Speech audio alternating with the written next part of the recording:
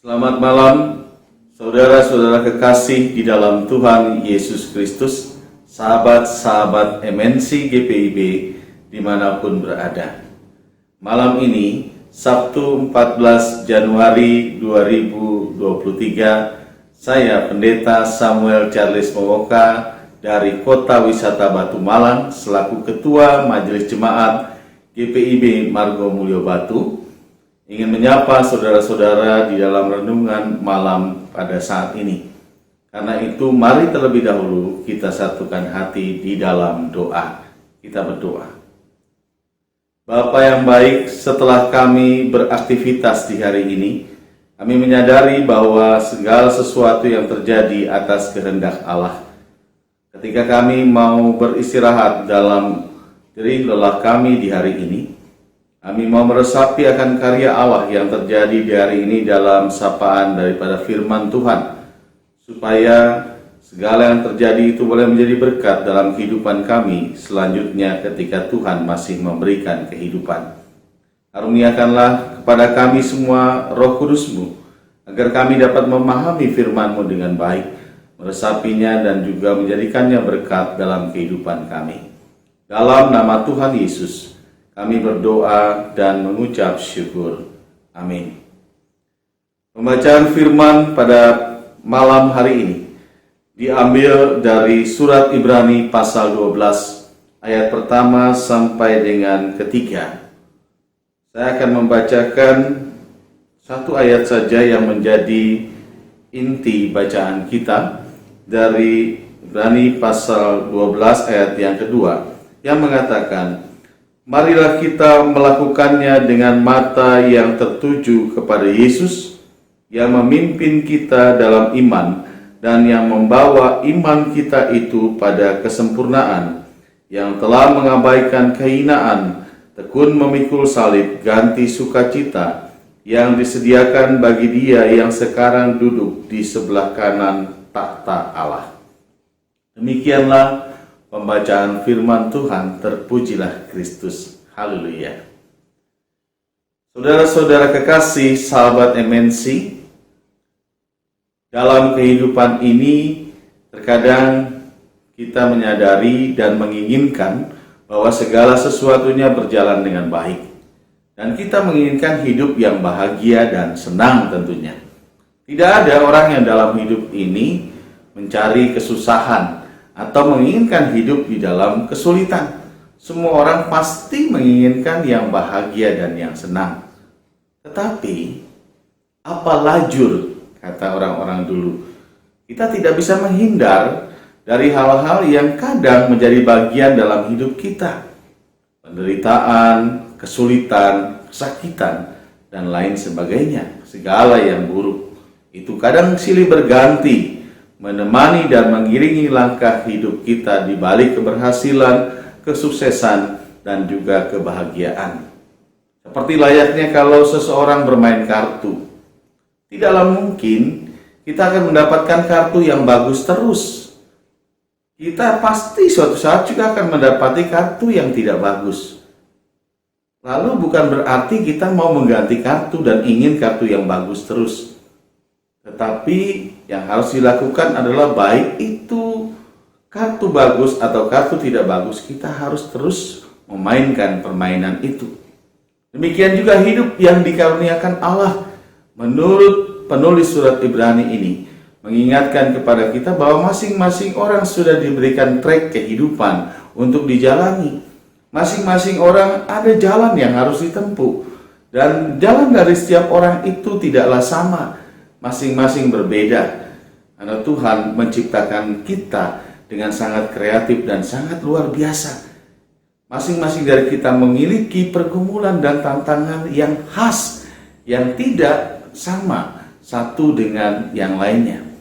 Di dalam pergumulan-pergumulan ini, karena itulah penulis Ibrani mengibaratkan bahwa hidup itu seperti berada dalam suatu lomba, di mana kita harus menjalaninya, di mana kita harus melaluinya, baik itu suka atau tidak suka.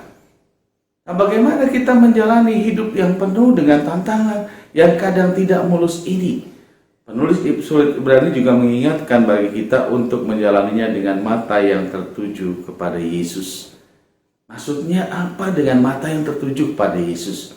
Maksudnya secara tidak langsung mau diperlihatkan pada kita sebenarnya bahwa ini juga masuk dari kritikan penulis Ibrani terhadap orang-orang Kristen yang berlatar belakang Yahudi yang juga terkadang masih hidup di dalam hukum Taurat. Hidup dalam hukum Taurat membuat mereka merasa berat, penuh tantangan, penuh peraturan, belum lagi banyak beban yang harus dihadapi. Sehingga hidup itu semakin tidak enak untuk dijalani. Di sini penulis surat Ibrani untuk mengatakan bahwa hiduplah dalam iman kepada Yesus, hiduplah dalam kasih karunia Tuhan Yesus. Itu yang diharapkan dan diinginkan.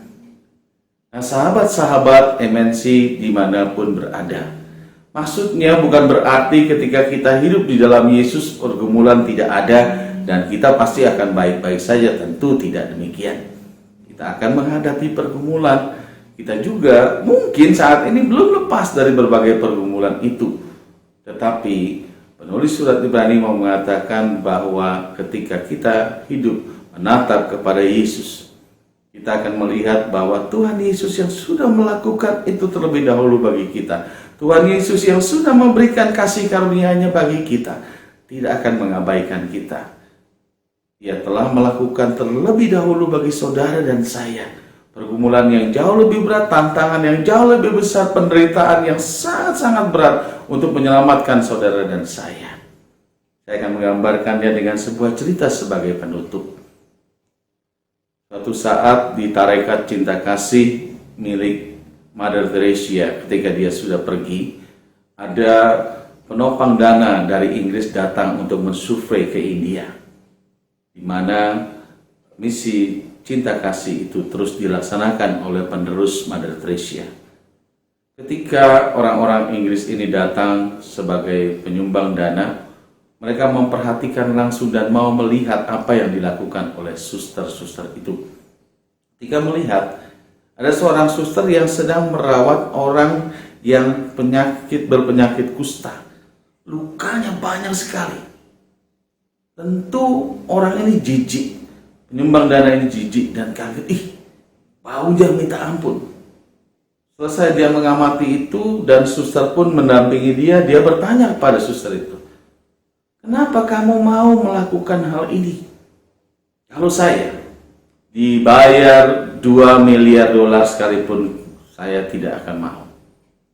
Lalu suster ini katakan, "Bapak, saya pun tidak akan tahu kalau dibayar 2 miliar. Lalu orang ini bertanya, "Lalu kenapa suster mau?" Lalu suster ini katakan, "Bapak, sesungguhnya luka dan kebobrokan saya jauh lebih bau. Tetapi Yesus mau membasuh luka saya. Yesus mau menyelamatkan saya. Yesus mau mengangkat hidup saya untuk keselamatan saya. Masa saya tidak mau dan bersyukur untuk merawat mereka yang terluka dan diabaikan ini?" Mata yang memandang pada Yesus artinya menyadari bahwa Yesus telah terlebih dahulu melakukan bagi saudara dan saya. Sehingga mari kita menjalani dan menatap hari yang masih mungkin Tuhan karuniakan bagi kita dengan tetap bersyukur bahwa Yesus telah terlebih dahulu melakukan bagi saudara dan saya, dan kasih karunia-Nya sungguh amat besar. Jangan pernah lepaskan itu. Tetap pelihara dan lanjutkan hidup di dalam kasih karunia Tuhan. Beristirahatlah dalam damai, dan biarlah kita boleh merasakan dan meresapi kasih karunia yang indah di balik berbagai pergumulan dan tantangan yang mungkin belum berakhir di hari ini. Tuhan memberkati. Amin. Mari kita berdoa. Allah Bapa yang baik, kami bersyukur akan sabda-Mu yang mengingatkan kami bahwa kehidupan adalah anugerah yang Kau berikan, dan kami pun harus mensyukurnya. Terlebih lagi, keselamatan dalam Yesus itu anugerah terbesar yang harusnya menjadi pegangan kami untuk menjalani hidup dengan penuh syukur.